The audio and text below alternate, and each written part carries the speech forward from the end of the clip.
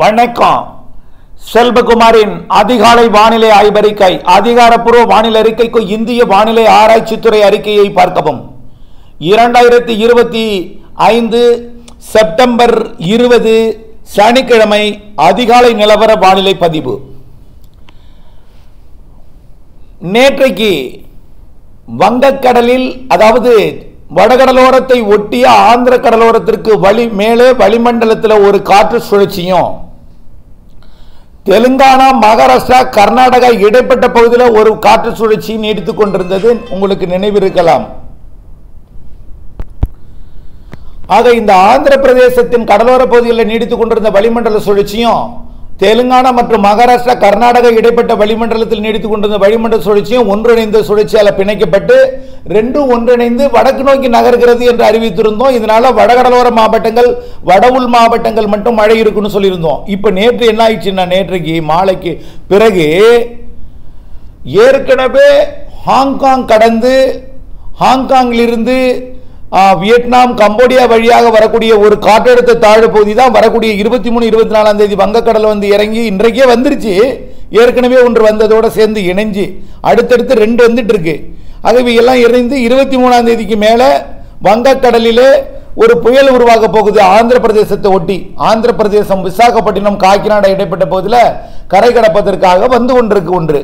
ஓகேயா? இது இல்லாமல் பிலிப்பைன்ஸ் அருகே உருவாகி இருக்கக்கூடிய மிக பயங்கரமான புயல், 250 கிலோமீட்டர் வேகம் கொண்ட சூப்பர் புயல் ஹாங்காங்கை கரை கடக்க போகுது வரக்கூடிய 24ஆம் தேதி. இப்போ அது பார்த்தீங்கன்னா 9 மீட்டர் உயரத்துக்கு கடல் அலையெல்லாம் எழுப்பி ஹாங்காங்கை தாக்க போகுது. இவற்றை நோக்கி காற்று திடீரென்று திசை மாறி இருக்கு. அது எப்படி போகுதுன்னு பார்த்தீங்கன்னா, வடமேற்கு வெப்ப நீராவி காற்று ஏற்கனவே டெல்டா வழியா போயிட்டு இருந்துச்சு. நேற்றுக்கு வடகடலோர வழியா போகும் என்று எதிர்பார்க்கப்பட்டது. தொடர்ந்து டெல்டா மாவட்டங்கள் வழியாகவும் வடகடலோரம் மற்றும் வடவுள் மாவட்டங்கள், அதாவது கர்நாடகா ஆந்திர எல்லையோரம் நுழைந்து வடவுள் மாவட்டங்கள் மற்றும் கர்நாடக எல்லையோர மாவட்டங்கள், ஆந்திர எல்லையோர மாவட்டங்கள் வழியாக வந்து வடவுள் மாவட்டங்கள், மத்திய உள் மாவட்டங்கள் வழியாக டெல்டா மாவட்டங்கள் மற்றும் அதற்கு வடக்கே இருக்கக்கூடிய வடகடலோர மாவட்டங்கள் வழியாக வங்கக்கடலில் இறங்கி கிழக்கு நோக்கி அந்தமான் நோக்கி பயணிக்குது. இதனால பாலக்காட்டு கணவாயிலிருந்து வரக்கூடிய குளிர்காற்றும், அதாவது குளிர்ந்த நீராவியை, அதாவது குளிர்விக்கக்கூடிய இதமான வெப்பம் கொண்ட காற்றும், வடக்கிலிருந்து வடமேற்கிலிருந்து வரக்கூடிய வெப்ப நீராவியையும் மழையாக மாற்றுவதற்கு இன்னும் 4 நாட்களுக்கு சாதகம் அமைந்திருக்கிறது. ஆனால் இன்னைக்கு நாளைக்கும் தீவிரம் குறைஞ்சிருக்கும். ஆனால் 21, 22 தான் தீவிரம் இருக்குன்னு சொன்னோம். ஆனால் இடையில 2 நாள் குறையும் என்று, தீவிரம் குறையும் என்று எதிர்பார்க்கப்பட்டது.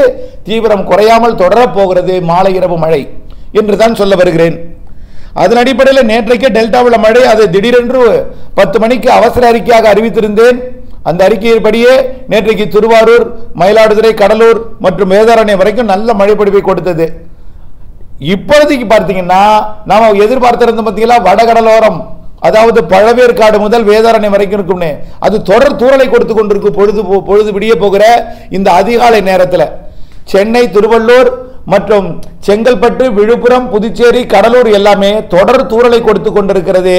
மயிலாடுதுறை மாவட்டம் வரைக்கும் இது டெல்டா மாவட்டங்களின் தெற்கு பகுதியில் தூறல் இல்லாத மேகமூட்டத்தை கொடுத்து கொண்டிருக்கு.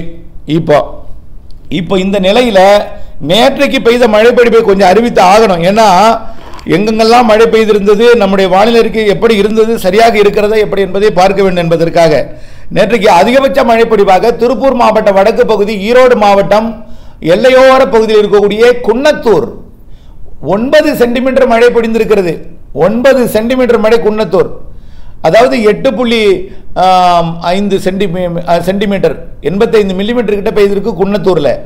அங்கே உருவான மழை தான் அப்படியே ஈரோடு பொழிந்து, மொடக்குறிச்சி எல்லாம் பொழிந்து, கரூர் பொழிஞ்சு, திருச்சி பொழிஞ்சு, டெல்டா வரைக்கும் வந்தது. ஏற்கனவே மாலையிலேயே வடகடலோரம்லாம் பொழிந்தது. இந்த மழை பொழிவு பார்த்தீங்கன்னா அரியலூர் மாவட்டத்தில், அதாவது மாவட்ட வாரியா பார்ப்போம், அல்பபெட்படி அரியலூர் மாவட்டத்தில் 29 மில்லிமீட்டர் அதிகபட்சமாக ஜெயங்கொண்டத்தில் பொழிஞ்சிருக்கு. மாவட்டத்தில் அதிகபட்சம் மட்டும் சொல்றேன். செங்கல்பட்டில் பெரிய மழை இல்லை, இருந்தாலும் சென்னையில் பார்த்தீங்கன்னா 62 millimetre பெய்திருக்கு. கொரட்டூர்ல 62 millimetre, அம்பத்தூர்ல 57 millimetre, Ayambakkam 56 millimetre, மேலும் பார்த்தீங்கன்னா மேடவாக்கம் 40 மில்லிமீட்டர், நுங்கம்பாக்கமே மழை தான் 40 மில்லிமீட்டர், மதுரை வயல் 37 மில்லிமீட்டர், கொளத்தூர் 36 மில்லிமீட்டர், மேலும் ஐஸ் ஹவுஸ் 36 மில்லிமீட்டர். பெரிய அளவில் மழை, பெரிய பட்டியல் இருக்குங்க சென்னைக்கு. அதை அறிவிச்சா ஒரு 10 நிமிடம் ஆகிவிடும். சரி, அடுத்த மாவட்டத்தை பார்ப்போம். கோயம்புத்தூர், கடலூர் மாவட்டம் மழைப்பொழிவு இன்னும் கிடைக்கப்பெறவில்லை. கடலூர்லையும் கோயம்புத்தூர்லையும் மழை தான். எப்போதுமே கடலூரில் தாமதமாக தான் கிடைக்கும், இன்னும் கிடைக்கப்பெறவில்லை. கடலூர் மாவட்டத்திலையும் குறிப்பாக இது கடலூர் மாவட்ட தெற்கு பகுதியெல்லாம், அதாவது முட்டம் மற்றும் காட்டுமன்னார் கோவில், ஸ்ரீமுஷ்ணம், சிதம்பரம், பிச்சாவரம், புவனகிரி, இங்கெல்லாம் நல்ல மழைப்பொழிவை நேற்றைக்கு கொடுத்திருக்கும். மயிலாடுதுறை மாவட்டத்தை ஒட்டிய பகுதி, அதே போல நெய்வேலி எல்லாம் அது ஒரு புறம் இருக்கு. தருமபுரி மாவட்டத்தில் பார்த்தீங்கன்னா பெண்ணாகரம் 32 மில்லிமீட்டர், ஒகேனக்கல் 27 மில்லிமீட்டர் மழைப்பொழிவு. அடுத்தபடியாக திண்டுக்கல் மாவட்ட மழைப்பொழிவு கிடைக்கப்பெறவில்லை. ஈரோடு மாவட்டத்தில் நம்பியூர் 48 மில்லிமீட்டர். இதை ஒட்டியதான் குன்னத்தூர் இருக்கு, அங்கே தான் 8 சென்டிமீட்டர் மழை பொழிந்திருக்கு, 9 சென்டிமீட்டர் கிட்ட. அடுத்தபடியாக ஈரோடு மாவட்டம், ஈரோடு 28 மில்லிமீட்டர், பவானி 20 மில்லிமீட்டர் மழைப்பொழிவு. இன்னும் அந்த மாவட்டத்தில் நிறைய இடங்களில் மழைப்பொழிவு. கள்ளக்குறிச்சி மாவட்டத்தில், கள்ளக்குறிச்சியில் குறைவான மழைப்பொழிவு பொழிந்திருக்கு, ஏற்கனவே நேற்றைக்கு முன்பு கொட்டி தீர்த்திருக்கு. மேலும் காஞ்சிபுரம் மாவட்டத்திலையும் கன்னியாகுமரி மாவட்ட மழைப்பொழிவு இன்னும் கிடைக்கப்பெறவில்லை. கரூர் மாவட்டத்தில் 40 மில்லிமீட்டர் தோகை மழை 40 மில்லிமீட்டர். கிருஷ்ணகிரி மாவட்டத்தை பொறுத்தவரை ஹொசூர் 27 மில்லிமீட்டர், சூளகிரி 12 மில்லிமீட்டர், மேலும் தளி 10 மில்லிமீட்டர் மழை பொழிந்திருக்கிறது. அங்கே மழை இருந்தது என்பது தகவலுக்காக சொல்கிறேன். மதுரை, மயிலாடுதுறை, நாகப்பட்டினம் மழைப்பொழிவு கிடைக்கப்பெறல. மதுரையிலே மழை பெய்தது நேற்றைக்கு, மயிலாடுதுறையில் கனமழை பெய்திருக்கு, நாகப்பட்டினம் மாவட்டத்திலையும் கனமழை பெய்திருக்கு. தாமதமாக தான் கிடைக்கும் எப்போதுமே இந்த மாவட்டம். நாமக்கல் 10 மில்லிமீட்டர் மழைப்பொழிவு. பெரம்பலூர் மாவட்டம் இன்னும் மழைப்பொழிவு கிடைக்கப்பெறவில்லை. புதுக்கோட்டை மாவட்டம் 40 மில்லிமீட்டர், குடுமியான் மலை 40 மில்லிமீட்டர், கீரனூர் 35 மில்லிமீட்டர், மேலும் அன்னவாசல் 30 மில்லிமீட்டர், காரையூர் 28 மில்லிமீட்டர், மேலும் ஆதனக்கோட்டை 22 மில்லிமீட்டர் மழைப்பொழிவு. கந்தர்வக்கோட்டையும் மழை தான். ராமநாதபுரம் மாவட்டம் மழைப்பொழிவு கிடைக்கவில்லை. ராணிப்பேட்டை மாவட்டம் அரக்கோணம் 69 70 மில்லிமீட்டருங்க. அரக்கோணத்தில் சோளிங்கர் நல்ல மழைப்பொழிவு பொழிந்திருக்கிறது, 20 மில்லிமீட்டர். மேலும் மின்னல் எல்லாம் மழைப்பொழிவு, நிறைய மழைப்பொழிவு அந்த மாவட்டத்திலையும். சேலம் மாவட்டத்தில் மேட்டூர் 40 மில்லிமீட்டர் மழை பொழிந்திருக்கிறது. Danishpet 30 millimetre, Sankaridurg 30 millimetre, Yercaud 20 millimetre, Edappadi 20 millimetre இப்படி மழை பொழிந்திருக்கிறது. மேலும் சிவகங்கை மாவட்டத்தில் மழை கிடைக்கப்பெறவில்லை. தேனி மாவட்டத்தில் மழைப்பொழிவு லேசாக. தஞ்சாவூர் மாவட்டம் கனமழை பொழிந்திருக்கிறது, இன்னும் கிடைக்கப்பெறவில்லை. நீலகிரி மாவட்டம் 22, அளக்கரை எஸ்டேட் 28 மில்லிமீட்டர் மழைப்பொழிவு. அந்த மாவட்டத்தில் நிறைய மழைப்பொழிவு பொழிந்திருக்கிறது. தேனி மாவட்டம் மழைப்பொழிவு கிடைக்கப்பெறவில்லை. திருச்சிராப்பள்ளி மாவட்டம் புள்ளம்பாடி 51 மில்லிமீட்டர். மேலும் பார்த்தீங்கன்னா தேவிமங்கலம் 25 மில்லிமீட்டர், தூவாக்குடி 23 மில்லிமீட்டர், வாத்தலை அணைக்கட்டு 22 மில்லிமீட்டர். சமயபுரம்லாம் நல்ல மழைப்பொழிவு பொழிந்திருக்கிறது. மேலும் நம்பியார்கட்டும் 15 மில்லிமீட்டர், 16 மில்லிமீட்டர் மழை. அந்த மாவட்டத்தில் நிறைய இடத்துல மழைப்பொழிவு பொழிந்திருக்கிறது. திருவாரூர் மாவட்டம் Muthupettai sub register office 23 millimetre, Thiruthuraipoondi 10 millimetre, Thiruvarur 10 millimetre, Needamangalam 6 millimetre. அவ்வளவுதான் குறைவான மழை. கொடவாசல் மற்றும் பாண்டவையாறு தலைப்பு இதெல்லாம் குறைவான மழைப்பொழிவு பொழிந்திருக்கிறது. மேலும் தூத்துக்குடி மாவட்டத்தில் மழை இல்லை. திருநெல்வேலி மாவட்டத்திலையும் மழை இல்லை, இருக்காது, ஆனால் கிடைக்கவும் பெறவில்லை. திருப்பத்தூர் மாவட்டம், திருப்பத்தூர் 14 மில்லிமீட்டர் மழை பொழிந்திருக்கிறது. திருப்பூர் மாவட்டத்தில் அவினாசியில் 10 மில்லிமீட்டர் மழை பொழிந்திருக்கிறது. கிராமப்புறங்களில் கொஞ்சம் கூடுதலாக மழை பொழிந்திருக்கிறது. மேலும் காங்கேயம் மற்றும் மழை தான். திருப்பூர் நார்த்து மழை, பல்லடம் மழை லேசான மழை, கலெக்டர் ஆபீஸ் திருப்பூர் லேசான மழை. மேலும் திருவள்ளூர், திருவண்ணாமலை, வேலூர் மாவட்ட மழைப்பொழிவு கிடைக்கப்பெறவில்லை. விழுப்புரம் கிடைக்கப்பெறவில்லை. விருதுநகர் மாவட்டத்தில் லேசான மழை. வெம்பக்கோட்டை, அதாவது வெம்பக்கோட்டை டேம். மேலும் வானிலை அமைப்பை பார்ப்போம். தற்பொழுது வங்கக்கடல் நோக்கி ஈர்க்கப்படக்கூடிய வடமேற்கு வெப்ப நீராவி கட்டுப்படுத்தும் 2 காற்று சுழற்சிகள், அதாவது தென்னிந்திய வளிமண்டலத்தில் நீடித்துக் கொண்டிருக்கூடிய 2 காற்று சுழற்சிகள் அதன் காரணமாக கட்டுப்பாட்டு அமைப்பாக தமிழ்நாட்டை நோக்கி வழி நடத்துது. அந்த காற்று சுழற்சி 2 இல்லைன்னு வச்சுங்களேன், நேரடியாக ஆந்திராவில் இறங்கி அப்படியே அந்தமான் போயிருக்கும். அந்த காற்று சுழற்சி இருக்கிற காரணத்தினால நேரடியாக ஆந்திர பிரதேசம் செல்லாமல் தமிழ்நாட்டின் ஆந்திர கர்நாடக எல்லையோர வழியாக தமிழ்நாட்டுக்குள் அனுப்பி தமிழ்நாட்டின் கடலோர வழியாக வங்கக்கடலில் இறங்கி பயணிக்கிறது. இதனால தான் இந்த மழைப்பொழிவு 23ஆம் தேதி வரை இருக்கிறது மாலை இரவில். இன்றைக்கு பார்த்தீங்கன்னா முனையோடு புரிஞ்சுங்க, உங்கள் மாவட்டத்தோட பேர் சொல்லலையே அப்படின்னு சொல்ல வேண்டாம். மழை பெய்கிற மாவட்டத்தின் பேர் மட்டும்தான் சொல்லுவேன். பெய்யாத மாவட்டத்துக்கு இன்றைக்கு நாளைக்கோ வரக்கூடிய நாட்களில் பெய்யலைன்னா அந்த மாவட்டத்தின் பெயரை சொல்ல மாட்டேன். வாய்ப்பு இருந்தால் தான் சொல்லுவேன். ஒரு மாவட்டத்தின் பேரை சொல்லி உங்களுக்கு பெய்யாதுன்னு சொல்லும் பொழுது மழை எதிர்நோய்ப்பிற்கு கொஞ்சம் கஷ்டமாக இருக்கும். அதனால தான் சொல்றது இல்லை, புரிந்து கொள்ளுங்கள். ஆக இன்றைக்கு எங்கெங்கெல்லாம் மழைப்பொழிவு இருக்குன்னு பார்த்தீங்கன்னா, இன்றைக்கு மதியம் மேற்கு தொடர்ச்சி மலை மாவட்டங்களில் முதல்ல மழைப்பொழிவை தொடக்கம். எங்க மழைப்பொழிவை தொடக்கம்னா கோயமுத்தூர் வடக்கு மற்றும் நீலகிரி மாவட்டத்தில் மழைப்பொழிவை தொடக்கம். அதே நேரத்தில் திண்டுக்கல் மாவட்டத்தோட பழனி மற்றும் கொடைக்கானல் மலைப்பகுதியிலிருந்து மழைப்பொழிவை தொடக்கம். அது மதுரை மாவட்டத்தோட திண்டுக்கல் மாவட்ட எல்லையோர பகுதியிலே தீவிரமடைந்து கொடைக்கானல் மலைப்பகுதி, கொடைக்கானலுக்கும் திண்டுக்கல் மாவட்டத்தோட சரிவு, அதாவது கொடைக்கானலே திண்டுக்கல் மாவட்டம் தான், அதாவது கொடைக்கானல் மலையோட வடக்கு சரிவுன்னு சொல்லலாம். அங்கே இருக்கக்கூடிய மலைப்பகுதிகளில் மழை இருக்கும். அது அப்படியே திண்டுக்கல் மாவட்டத்தோட நத்தம் வந்தோன்னு கொஞ்சம் தீவிரம் அடைஞ்சு கிழக்கு நோக்கி வரும். அடுத்தது பார்த்தீங்கன்னா இன்னொரு இடம் கோயம்புத்தூர் மாநகரத்துக்கு இன்றைக்கு மழை தெரியுது, நனைக்கு மழை. கோயம்புத்தூருக்கு வடக்கே அப்படியே அன்னூர், காரமடை, அப்படியே மேட்டுப்பாளையம், நீலகிரி மாவட்டம். அப்புறம் இந்த பக்கம் பார்த்தீங்கன்னா அவினாசி வடக்கு பகுதி, அவினாசி திருப்பூர் மாவட்ட வடக்கு பகுதி, அவினாசி, குன்னத்தூர் மற்றும் அப்படியே புஞ்சை, புளியம்பட்டி, அப்படியே பவானி சாகர் அணைக்கட்டு பகுதி, அப்படியே ஈரோடு மாவட்டத்தோட சத்தியமங்கலம், பண்ணாரி, கோபிச்செட்டிப்பாளையம், தூக்கநாயக்கம்பாளையம், அப்படியே பார்த்தீங்கன்னா கிழக்கு அதாவது அந்தியூர், எண்ணமங்கலம், அப்படியே வரட்டுப்பள்ளம், அப்படியே மேட்டூர், கொளத்தூர் வரைக்கும் நல்ல மழைப்பொழிவு எதிர்பார்க்கப்படுகிறது. இன்றைக்கு மாலைன்னு சொல்வதை விட ஒரு 2:30-3 மணிக்கே மதியம் முடிந்த உடனே மதியமே மழைப்பொழிவு தெரிகிறது. மாலையில் கண்டிப்பாக மழை இருக்கும். இந்த மழைப்பொழிவு மாலையில் ஈரோடு மாவட்டத்தோட ஈரோட்டில் பரவலாகவே பெய்வதற்கு வாய்ப்பு இருக்கு. ஈரோட்டில் பரவலாக பெய்வதற்கு வாய்ப்பு இருக்கு. ஈரோடு மட்டுமல்ல, கிருஷ்ணகிரி, தருமபுரி, சேலம், நாமக்கலுக்கும், அதே போல மதுரை, சிவகங்கை, ராமநாதபுரம் உள்பகுதி, தூத்துக்குடி மாவட்டத்தோட ராமநாதபுரம் எல்லை, விருதுநகர் மாவட்ட எல்லை பகுதி, விருதுநகர் மாவட்டத்தோட கிழக்கு பகுதிக்கும் மழை வாய்ப்பு தெரிகிறது.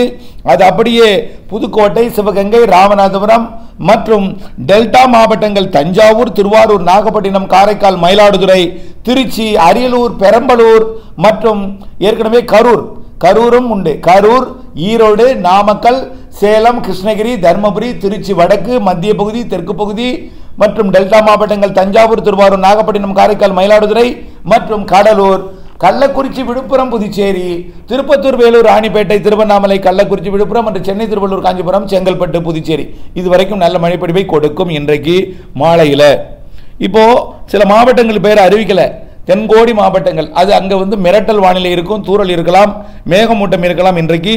ஆனால் உறுதியான மழை வாய்ப்பு விருதுநகருக்கு வடக்கே தான் இருக்கும். காற்று பகுதிக்கு இருக்க வாய்ப்பில்லை. காற்று பகுதியில் மேகம் உருவாகி அப்படியே கரூர், திண்டுக்கல் நோக்கி வந்துவிடும் என்று எதிர்பார்க்கப்படுகிறது. சரி, இந்த மழை நள்ளிரவு வரை டெல்டாவில் கொடுத்துவிட்டு அதிகாலையில் கோடியக்கரை முனை, தெற்கு டெல்டா, அதாவது முத்துப்பேட்டை, தகட்டூர், கோடியக்கரை, அப்படியே மேற்கு கரையோரம், கிழக்கு கரையோரம், கோடியக்கரையிலிருந்து அப்படியே சென்னை வரைக்கும் மழைப்பொழிவை அதிகாலையில் கொடுக்கும்.